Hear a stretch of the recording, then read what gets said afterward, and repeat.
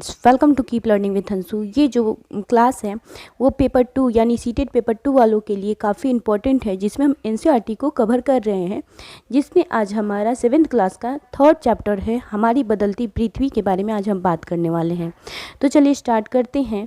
जिसमें पहली बार आए हैं तो प्लीज़ वीडियो को लाइक करें एंड चैनल को सब्सक्राइब करें। Thank you.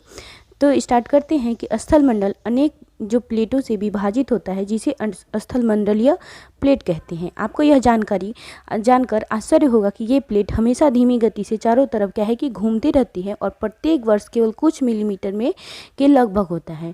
पृथ्वी के अंदर पिघले हुए मैग्मा में होने वाली गति के कारण ऐसा सब कुछ होता है और पृथ्वी के अंदर पिघला हुआ मैग्मा एक वृत्त के रूप में घूमता रहता है, जैसा कि क्रियाकलाप में दिखाया गया है। ठीक है, अब हम अगला देखेंगे कि प्लेट के इस गति के कारण जो है कि प्लेट की इसी गति के कारण क्या होता है कि सतह पर परिवर्तन होते रहता है और पृथ्वी की गति को इन बलों के आधार पर विभाजित भी किया जाता है। 2 बल होता है, एक आपका अंतर्जनिक बल होता है, एक आपका बाह्यजनिक बल होता है। जो अंतर्जनिक आपका बल होता है वो पृथ्वी के आंतरिक सतह में जो घटता है उसको कहते हैं, और जो बहिर्जनिक बल होता है वो पृथ्वी के ऊपरी सतह पे जो घटता है उसको बहिर्जनिक बल कहते हैं। अंतर्जनिक बल में आपका भूकंप और ज्वालामुखी के कई सारे आपके जो है कि कारण आते हैं कि आप यहाँ पे देख सकते हैं। कह रहे हैं जो आपका पृथ्वी की गति कह रहे हैं कि ये अंतर्जनिक बल है और ये बाहिर्जनिक बल है। अंतर्जनिक बल में आपका आकस्मिक बल होता है और पटल विरूप जो बल होता है, जिसमें भूकंप आता है, आपका ज्वालामुखी और भूस्थल ये सब आते हैं। एंड पर्वत निर्माणकारी बल होता है। और जो आपका बाहिर्जनिक जिसमें आपका नदी और बहता जल, पवन, समुद्री तरंग और हिमनद ये सब घटनाएं आपकी घटित होती हैं। ये जो आपकी बाहिर्जनिक बल में घटित होती हैं। अब एक रंगीन कागज़ की मतलब ये आपको करके देखना है, ये जिससे कि आपको पूरी समझ यहाँ पे आ जाएगी। उसके बाद से अब हम बात करते हैं ज्वालामुखी। जो ज्वालामुखी है उस पर हम बात करने वाले हैं कि भूपरपट्टी पर खुला एक ऐसा छिद्र होता है जिससे पिघले हुए जो पदार्थ अचानक जो है निकलते हैं, उसे क्या कहते हैं, ज्वालामुखी। और इसी प्रकार जो आपका आप देख सकते हैं यहाँ पे लिखा है, और उसके बाद से इसी प्रकार जो है कि आपका स्थलमंडलीय प्लेटों की गति करने पर पृथ्वी की सतह पर कंपन होता है। यह कंपन पृथ्वी के चारों ओर गति कर सकता है और यह कंपन को भूकंप कहते हैं। ठीक है, और उसका उद्गम केंद्र जो आपका उद्गम केंद्र है, केंद्र के जो भू सतह पर अनेक जो है कि निकटतम स्थान को अधिकेंद्र कहते हैं। ठीक है, जो आपका अधिकेंद्र है, उसके बाद से अधिकेंद्र के कंपन बाहर की ओर तरंग के रूप में गमन करती है। अधिकेंद्र के निकटतम भाग में सर्वाधिक हानि एवं अधिकेंद्र की दूरी बढ़ने के साथ साथ भूकंप की तीव्रता धीरे धीरे क्या होती है कि कम होते रहती है। अब देखिए, जैसा कि भूकंप है तो भूकंप का पता वैसे तो नहीं चलता है, लेकिन कुछ जो कि व्यवहार के कारण, जैसे कि जानवरों के व्यवहार के या फिर जो मछली हैं वो उत्तेजित होने लगती हैं पानी में, एंड जो तालाब में, एंड जो सांपें हैं वो धरातल पे आने लगते हैं। इन्हीं सब को अगर आप अध्ययन करते हैं तो भूकंप का पता आसानी से लगाया जा सकता है। अब आप देखेंगे कि जो आपका भूकंप तरंग है वो 3 प्रकार का होता है। उसको क्या कहते हैं, PSL जो होता है उसको 3 प्रकार से लिखते हैं। अब भूकंप एक थोड़ा नज़र डालेंगे जो भुज में भूकंप आया था उसके बारे में। जो भुज में भूकंप आया था वो कब आया था, वो 26 जनवरी 2001 को भुज में जो भूकंप आया था वो 6.9 की तीव्रता से आया था। अगर 6.0 से ऊपर अगर भूकंप आता है तो काफ़ी क्षति पहुंचाता है।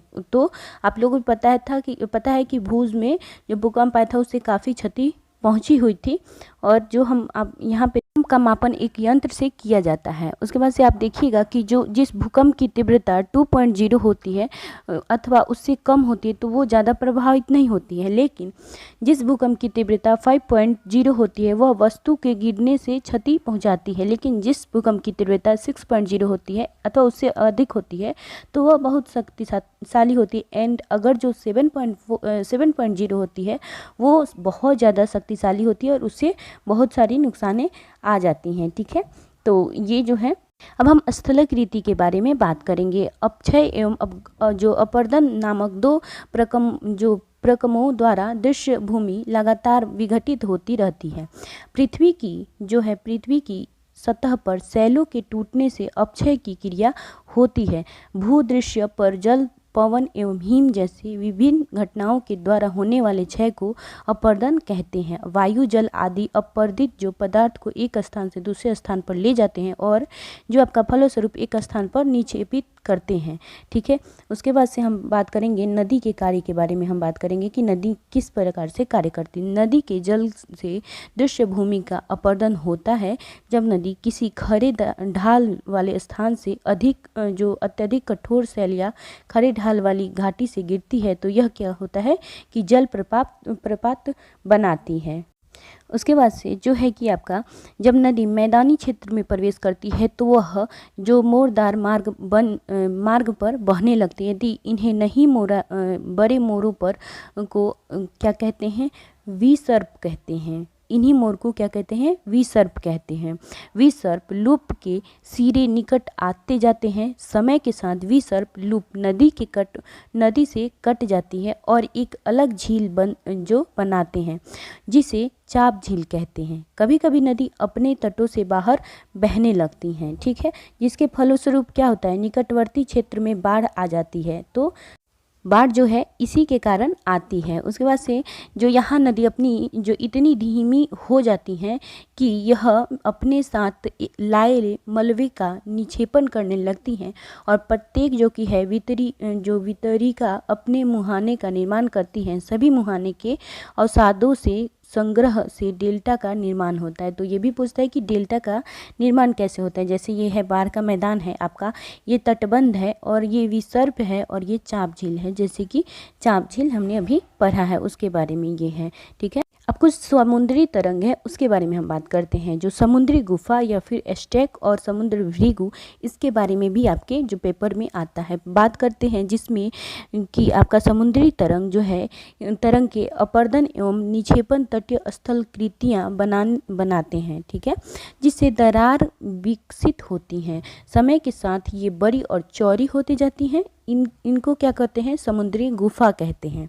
ठीक है, इनको समुद्री गुफा कहते हैं। देन आप देखिएगा कि जिससे तटीय मेहरबा बनते हैं। ठीक है, लगातार अपरदन छत को भी तोड़ देता है और केवल दीवारें बचती हैं। दीवार जैसी इन आकृतियों को क्या कहते हैं, स्टैक कहते हैं।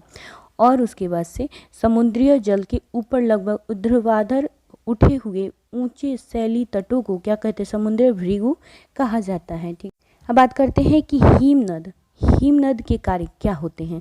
जो आपका हिमनद है, हिमनद अथवा हिमानी जो बर्फ की नदियाँ होती हैं।